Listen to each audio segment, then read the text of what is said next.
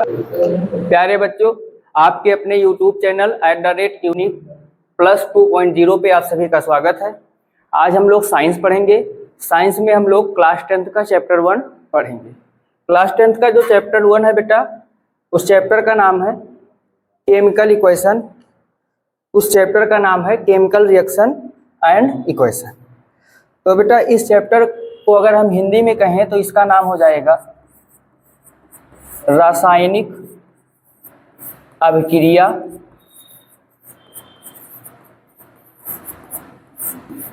एवं समीकरण।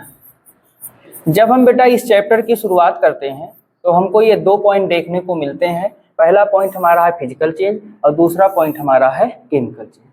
Physical change और केमिकल चेंज की अगर मैं आप लोगों को परिभाषा बताऊं तो फिजिकल चेंज को हिंदी में भौतिक परिवर्तन कहते हैं, केमिकल चेंज को हिंदी में रासायनिक परिवर्तन कहते हैं। भौतिक परिवर्तन वह परिवर्तन होते हैं जिसके परिणाम स्वरूप पदार्थ की अवस्था या रूप बदल जाती है, लेकिन उनके रासायनिक संगठन या रासायनिक संरचना में कोई परिवर्तन नहीं होता है। जबकि रासायनिक परिवर्तन वह परिवर्तन होते हैं जिसके फलस्वरूप पदार्थ की रासायनिक संरचना ही बदल जाती है, मीन्स एक नए पदार्थ का निर्माण हो जाता है। तो आपको दोनों में अंतर डिफाइन करना हो तो बेटा यहाँ पे क्या होगा, कोई न्यू सब्सटेंस नहीं बनता है और यहाँ पे क्या होता है, न्यू सब्सटेंस बन जाता है। ये पहला अंतर हो गया। दूसरा, यहाँ पे जो है रासायनिक संरचना, यहाँ पे जो है बेटा रासायनिक संरचना का मतलब क्या है कि जो इसका केमिकल स्ट्रक्चर होगा, रासायनिक संरचना जिसको आप लोग केमिकल स्ट्रक्चर कह सकते हैं, वो क्या होगा, चेंज नहीं होता है। और यहाँ पे क्या हो जाता है, केमिकल स्ट्रक्चर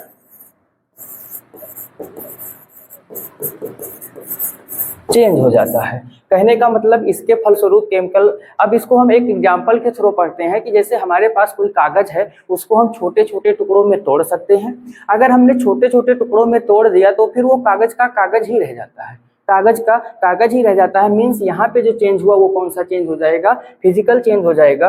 अब यदि उसी कागज के टुकड़े को हम जला दें तो जलाने पे हमको राख मिलेगी, ऐश मिलेगा। उस वो राख क्या हो जाएगा, नया पदार्थ होगा, उसकी केमिकल संरचना भी भिन्न होगी। इस तरीके से ये जो हमारा परिवर्तन होगा वो कौन सा हो जाएगा, केमिकल परिवर्तन हो जाएगा। इसी में बेटा जैसे दूध से दही का बनना, दूध से दही का बनना, जो हम लोग श्वसन करते हैं, पाचन करते हैं, ये सब केमिकल चेंज में आते हैं। जितनी भी रासायनिक क्रियाएं होती हैं उसमें जो नए उत्पाद बनते हैं वो सब केमिकल चेंज में आते हैं। इसमें बेटा अगर हम देखें, जैसे कागज का फटना हो गया, पानी का बर्फ में बनना, पानी का वाष्प में बदलना, लकड़ी का कटना, लकड़ी को तोड़ना, ये सब किस में आते हैं बेटा, केमिकल चेंज में आते हैं। लेकिन अगर लकड़ी को जला दिया जाए तो वो किस में आता है, केमिकल चेंज में आता है बेटा। नेक्स्ट स्लाइड में हम लोग देखेंगे बेटा, जो नेक्स्ट स्लाइड हमारी है वो हमको बता रहा है केमिकल रिएक्शन लिखा हुआ है। इसको अगर हम हिंदी में समझें तो रासायनिक अभिक्रिया कहते हैं। क्या कहते हैं बेटा, रासायनिक अभिक्रिया कहते हैं। इसकी परिभाषा आप लोग ध्यान से सुनिएगा। रासायनिक अभिक्रिया कहते किसे हैं, वह प्रक्रिया जिसके द्वारा एक या एक से अधिक क्रियाकारी पदार्थ, वह प्रक्रिया जिसके द्वारा एक या एक से अधिक क्रियाकारी पदार्थ भौतिक एवं रासायनिक परिवर्तनों के फलस्वरूप एक या एक से अधिक नए पदार्थों का निर्माण करते हैं, उसे हम क्या कहते हैं बेटा, रासायनिक अभिक्रिया कहते हैं। कहने का मतलब रासायनिक अभिक्रिया क्या होती है, जिसमें क्रियाकारी पदार्थ क्या करे, क्रियाकारी पदार्थ चेंज हो जाए, क्या करे, चेंज हो जाए, और चेंज होने के फलस्वरूप क्या बन जाए, कोई नया पदार्थ बन जाए। तो इस चीज को हम लोग क्या कहते हैं बेटा, इस चीज को हम लोग क्या कहते हैं, रासायनिक अभिक्रिया कहते हैं। क्या कहते हैं, रासायनिक अभिक्रिया कहते हैं। अगर कोई नया पदार्थ बन जाए तो उसको हम लोग क्या कहते हैं, रासायनिक अभिक्रिया कहते हैं।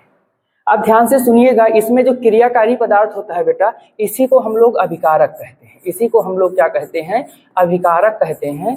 क्रियाकारी जो पदार्थ होता है इसी को हम लोग क्या कहते हैं, अभिकारक कहते हैं।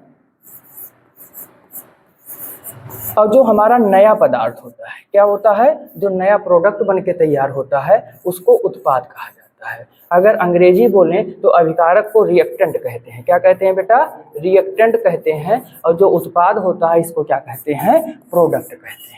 उत्पाद को क्या कहते हैं, प्रोडक्ट कहते हैं। तो एक परिभाषा आप लोग रासायनिक अभिक्रिया की यह भी कह सकते हैं कि वह प्रक्रिया जिसके द्वारा जो हमारा अभिकारक होता है उत्पाद में बदल जाता है, उसे हम लोग क्या कहते हैं, रासायनिक अभिक्रिया कहते हैं। ठीक है।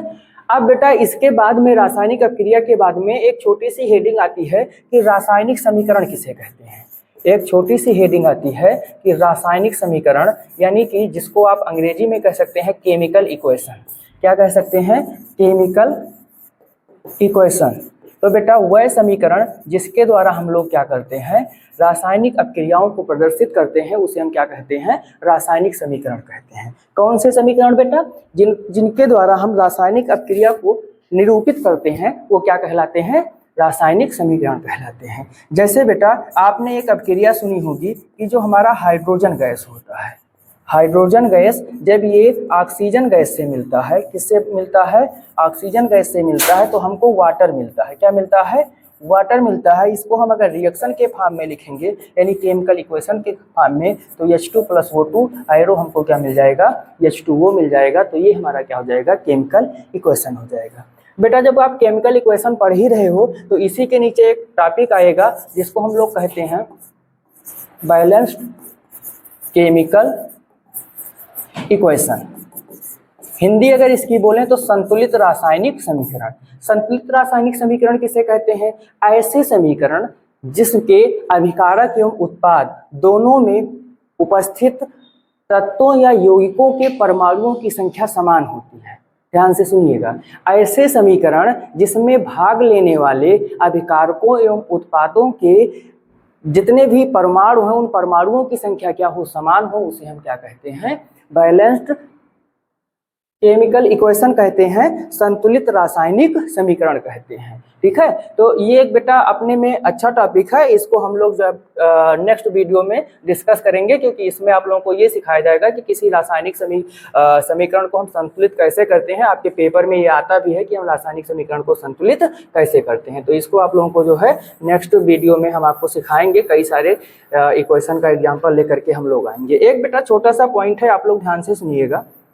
छोटा सा पॉइंट ये है, जैसे अगर हम वातावरण में रासायनिक अपक्रिया देखना चाहें तो वातावरण में हमको रासायनिक अपक्रिया, आपने लोहे को देखा होगा, लोहा जो ब्लैक कलर का होता है, जब मॉइस्चर उस पे आता है, मॉइस्चर के साथ में वायु की ऑक्सीजन उसको मिलती है, तो वो क्या बना लेता है? फेरिक ऑक्साइड बना लेता है, जिसको हम लोग जंग कहते हैं। जिसको हम लोग क्या कहते हैं? जंग कहते हैं। मैग्नीशियम का जो रिवर होता है उसको जब हम वायु में लेकर के जाते हैं वो जलता है, तो जलने के बाद में एक पाउडर बन जाता है जिसको मैग्नीशियम ऑक्साइड कहते हैं। क्या कहते हैं?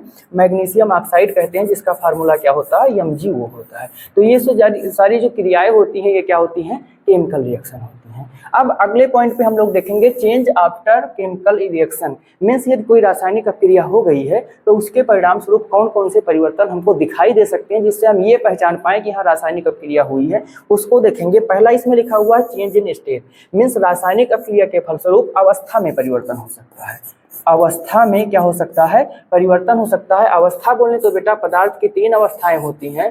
पहला होता है सॉलिड, फिर क्या होता है? लिक्विड, और उसके बाद में क्या होता है? गैस। यानी कि हमारा अगर सॉलिड रिएक्टेंट सॉलिड है तो वो लिक्विड या गैस हो सकता है, सॉलिड भी रह सकता है, ऐसी बात नहीं है। ऐसे अगर अवस्था परिवर्तित हो रही है तो हम जान सकते हैं कि यहाँ केमिकल रिएक्शन हो रहा है। अगला लिखा हुआ है चेंज इन टेम्परेचर। टेम्परेचर या तो प्लस होगा या तो माइनस होगा, तब भी हम जान सकते हैं कि यहाँ रासायनिक अपक्रिया हो रही है। हाँ, कुछ ऐसी अपक्रियाएं होती हैं जिसमें टेम्परेचर चेंज नहीं होता है, इसको भी ध्यान रखना है।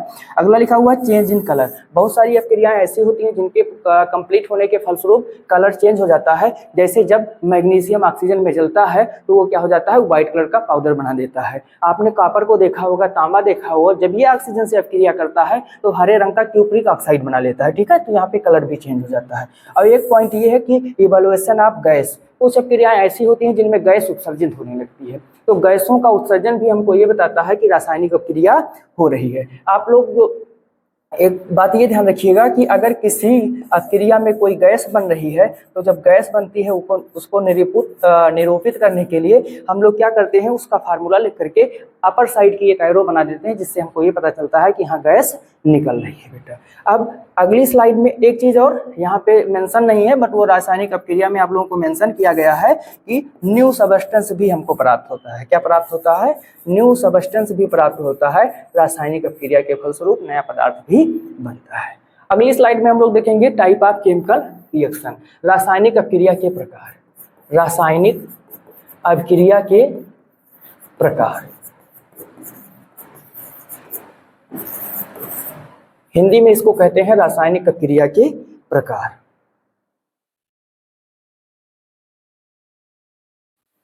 तो जो रासायनिक अपक्रिया होती है बेटा वो कई प्रकार की होती है, आपको 1 बाई 1 यहाँ बोर्ड पे लिखा हुआ है जिसको हम लोग समझते हुए चलेंगे डिटेल में कि हाँ ये होता क्या है, कैसे ही इसको समझेंगे। पहला रिएक्शन जो लिखा हुआ है कॉम्बिनेशन रिएक्शन लिखा हुआ है, हो सकता है कि आपकी बुक में इसका नाम लिखा हो एडिशन रिएक्शन, तो हम लोग दोनों समझ के चलेंगे। ये कॉम्बिनेशन भी होता है और इसी को एडिशन भी कहा जाता है। इसी को क्या कहा जाता है, एडिशन रिएक्शन भी कहा जाता है। अगर हम हिंदी बोलें तो इसको संयोजन, कौन सी अपक्रिया कहते हैं, संयोजन अपक्रिया। और अगर एडिशन आपकी बुक में लिखा होगा तो इसी अपक्रिया को योगात्मक अपक्रिया कहते हैं। कौन सी अपक्रिया कहते हैं, योगात्मक अपक्रिया कहते हैं। ये कैसी अपक्रिया होती है बेटा, ध्यान से हमारी बात को सुनिएगा।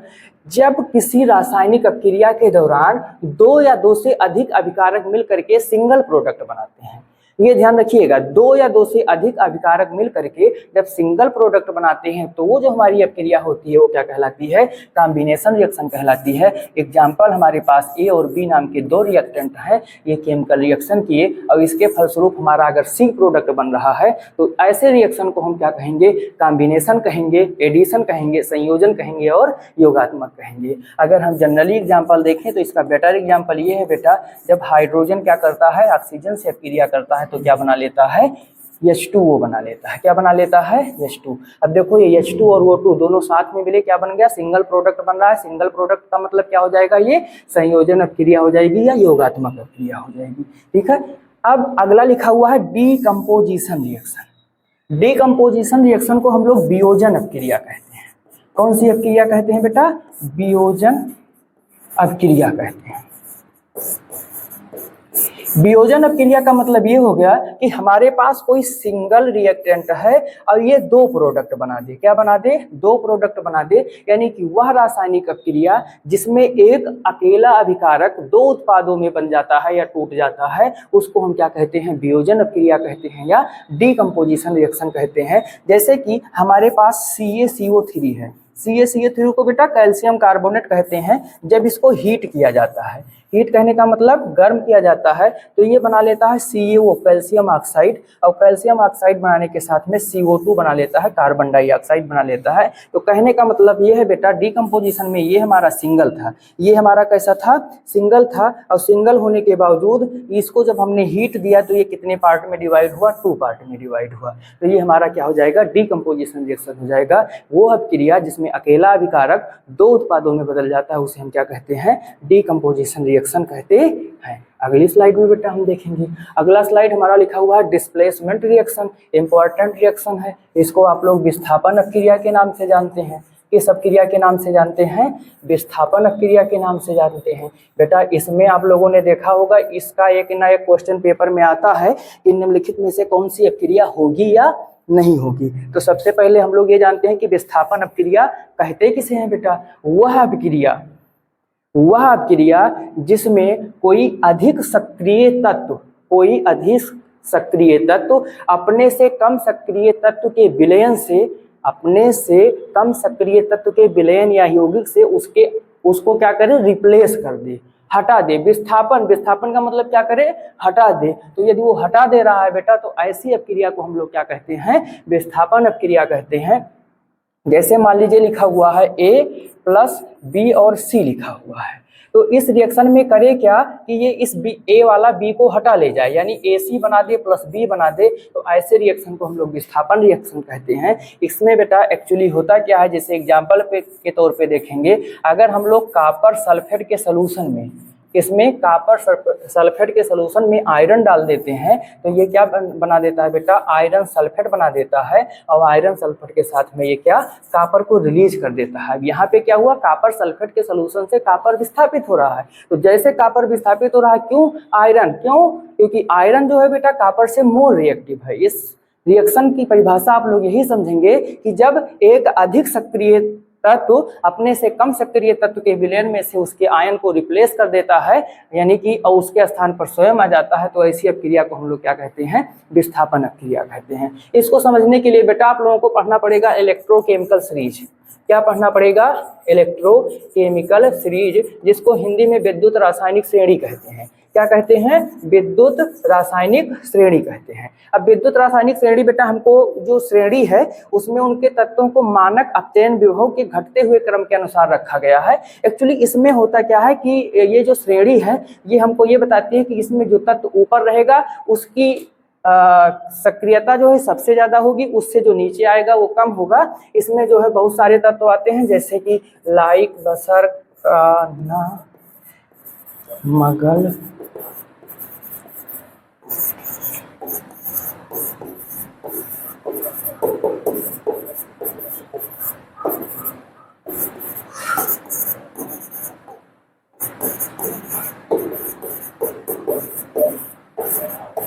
ये बेटा विद्युत रासायनिक श्रेणी के तत्व हैं। एक छोटा सा वीडियो बनाएंगे जिसमें आप लोगों को ये याद करना बता देंगे कि कैसे हम लोग इसको याद करके और सिंपल वे में हम आसानी से लिख सकते हैं। इसी से हम लोग देख लेंगे।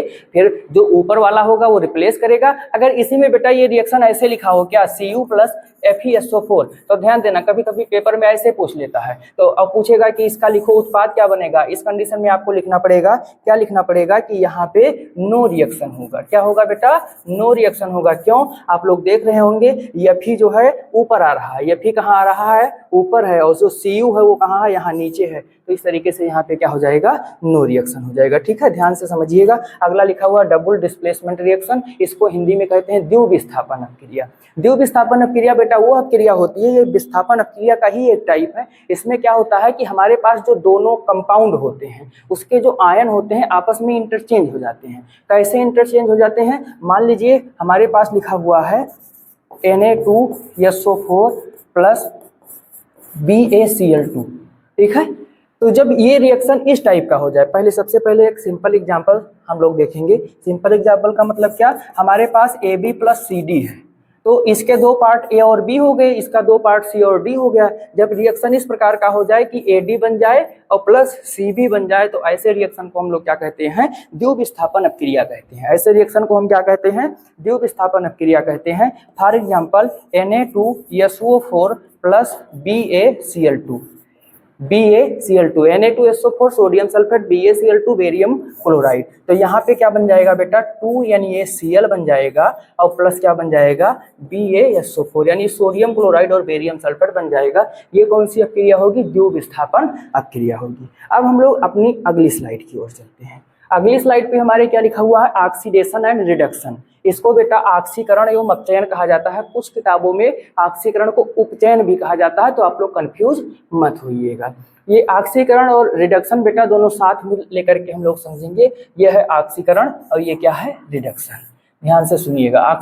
ऑक्सीकरण में क्या है, O है, तो O का मतलब बेटा कि इसमें जो हमारा होगा वो ऑक्सीजन जुड़ेगा। ऑक्सीजन क्या करेगा, जुड़ेगा। कोई भी निगेटिव एलिमेंट क्या करेगा, जुड़ेगा। ऋण वैद्युतीय तत्व क्या होगा, जुड़ेगा। इलेक्ट्रॉन क्या होगा बेटा, जुड़ेगा। इलेक्ट्रॉन क्या होगा, जुड़ेगा। हाइड्रोजन क्या होगा, नहीं जुड़ेगा। हाइड्रोजन क्या होगा, नहीं जुड़ेगा, मीन्स ये बाहर निकलेगा। ये क्या होगा, बाहर निकलेगा। कोई पॉजिटिव एलिमेंट होगा वो क्या होगा, नहीं जुड़ेगा, बाहर निकलेगा। प्रोटॉन हमारा होगा वो भी क्या होगा, नहीं जुड़ेगा, बाहर निकलेगा। अब हम लोग आ जाते हैं रिडक्शन पे। रिडक्शन में बेटा इसका उल्टा हो जाएगा। उल्टा मीन्स हाइड्रोजन क्या होगा, जुड़ेगा।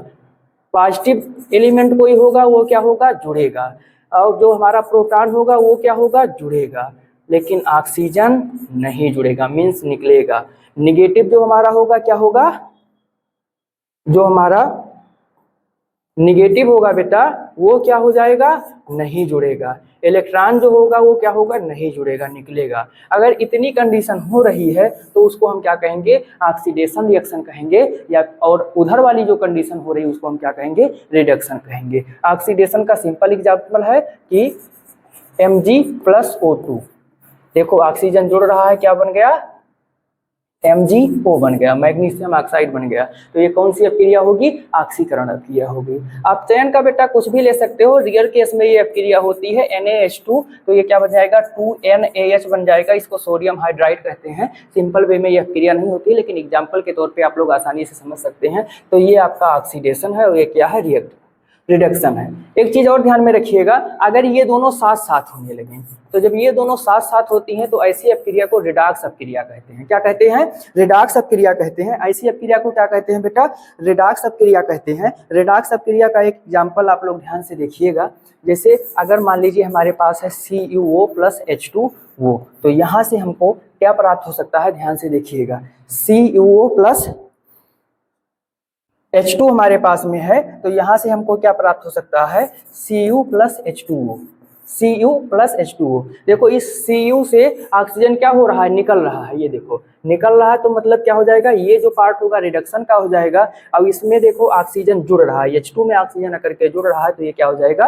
ऑक्सीडेशन हो जाएगा। ध्यान से समझ लीजिएगा। अगली जो हमारी अपक्रिया लिखी हुई है बेटा, एक्सोथर्मिक और एंडोथर्मिक लिखी हुई है। हिंदी में इसको हम लोग क्या कहते हैं? उष्माक्षेपी अपक्रिया कहते हैं, और क्या कहते हैं? उष्माशोषी अपक्रिया कहते हैं। तो जो हमारा एक्सोथर्मिक है, इसको क्या कहते हैं बेटा? उष्माशोषी अपक्रिया, सॉरी, इसको क्या कहते हैं? उष्माक्षेपी अपक्रिया कहते हैं। मीन्स इस अपक्रिया के फलस्वरूप उष्मा रिलीज होगी, और इस अपक्रिया के फलस्वरूप हमको उष्मा देना पड़ेगा। इसका अगर हम लोग एग्जाम्पल देखना चाहें तो इंडोथर्मिक का जो एग्जाम्पल है बेटा, अभी आप लोगों ने पढ़ा था, CaCO3 को हमने हीट दिया था, तो हीट देने पर ये क्या हो गया था बेटा? CaO प्लस CO2 में चेंज हो गया था। ठीक है, तो ये कौन सी अपक्रिया का हो जाएगा? इंडोथर्मिक का हो जाएगा। किसका हो जाएगा? इंडोथर्मिक का हो जाएगा। ठीक है, ध्यान से एक बार देखिएगा, ये किसका हो जाएगा? इंडोथर्मिक का हो जाएगा। और एक्सोथर्मिक का आप लोगों ने देखा होगा बेटा कि जो पहले घरों की सफेदी चूने से की जाती थी, तो जो चूना पत्थर होता था, जब इसको हम लोग वाटर में मिलाते थे, तो वाटर में मिलाने पे CaOH का होल ट्वाइस बनता है। अब इसके साथ में अधिक अमाउंट में ऊर्जा, देखे होंगे, बुलबुला निकलने लगता है। तो ये कौन सा रिएक्शन हो जाएगा? इंडोथर्मिक रिएक्शन हो जाएगा। ठीक है, आप लोग परेशान मत होइए, हम लोग इन पोजीशन की ओर चल रहे हैं। अगला जो हमारा है बेटा, इसमें जो है ये 2 टॉपिक इस चैप्टर में और छूट रहे हैं। सिंपल वे में उसको समझ लीजिएगा। उसकी स्लाइड अभी रेडी नहीं है, फिर भी हम लोग समझते हुए चलेंगे कि वो जो टॉपिक है क्या है। एक बेटा इसमें एक क्वेश्चन आता है आपके पेपर में कि श्वसन को उष्माक्षेपी अपक्रिया कहा जाता है, क्यों कहा जाता है? श्वसन को उष्माक्षेपी अपक्रिया कहा जाता है, क्यों कहा जाता है? तो इसमें बेटा आप लोग ये समझेंगे कि जब हम लोग श्वसन करते हैं तो श्वसन के फलस्वरूप भोजन का पाचन होता है, और पाचन के फलस्वरूप ऊर्जा निकलती है। इसीलिए हम लोग क्या कहते हैं? श्वसन को उष्माक्षेपी अपक्रिया कहते हैं। आपके पेपर में आता है। अगला जो टॉपिक है बेटा आपके इस बुक में, वो क्या है? कोरिजन। कोरिजन को हिंदी में संक्षारण कहते हैं। क्या कहते हैं? संक्षारण कहते हैं। संक्षारण का मतलब ये हो गया बेटा, कुछ धातुएं ऐसी होती हैं जब वो वातावरण में नमी और ऑक्सीजन के संपर्क में आती हैं तो उन पे उनके ऑक्साइड बन जाते हैं। क्या बन जाते हैं? सिंपल में जाने उनके ऑक्साइड बन जाते हैं। जैसे लोहा जो है नमी और ऑक्सीजन के संपर्क में आता है तो उस पर जंग लग जाता है। क्या लग जाता है? जंग लग जाता है, यानी कि ये बन जाता है Fe2O3, जिसको हम लोग फेरिक ऑक्साइड कहते हैं, जिसको जंग कहते हैं, या साधारण बोलचाल की भाषा में इसी को मूर्छा कहा जाता है। तो इसी प्रक्रिया को क्या कहते हैं? संक्षारण कहते हैं। क्या कहते हैं? संक्षारण कहते हैं। जब धातुएं क्या होती हैं? नमी और वायु के संपर्क में आती हैं तो उनका क्षय होने लगता है, जिसको हम लोग क्या कहते हैं? संक्षारण कहते हैं। अगला जो टॉपिक है वो रैंसिडिटी है। रैंसिडिटी है आपके चैप्टर में लास्ट टॉपिक है। इसको हिंदी में विकृत गंधिता कहते हैं। क्या कहते हैं? विकृत गंधिता कहते हैं। ये बेटा हमको ये बताता है कि जो हमारे भोजन वाले पदार्थ होते हैं, खास करके कि जो फैटी होते हैं, क्या होते हैं? फैटी भोज्य पदार्थ होते हैं, इनको जब खुले में छोड़ दिया जाता है तो इनसे आफ्टर सम टाइम कुछ स्मेल आने लगती है। उसी को हम लोग क्या कहते हैं? विकृत गंधिता कहते हैं। इसको रोकने के लिए वसा वाले पदार्थों को हम लोग नाइट्रोजन से क्या करते हैं? संचारित करते हैं। मीन्स इसमें नाइट्रोजन गैस डाल दी जाती है तो इनका संचारण नहीं होता है, विकृत गंधिता नहीं होती है। आशा करते हैं कि ये चैप्टर आप लोगों को समझ में आया होगा। अब नेक्स्ट वीडियो में आपसे फिर मुलाकात होगी। तब तक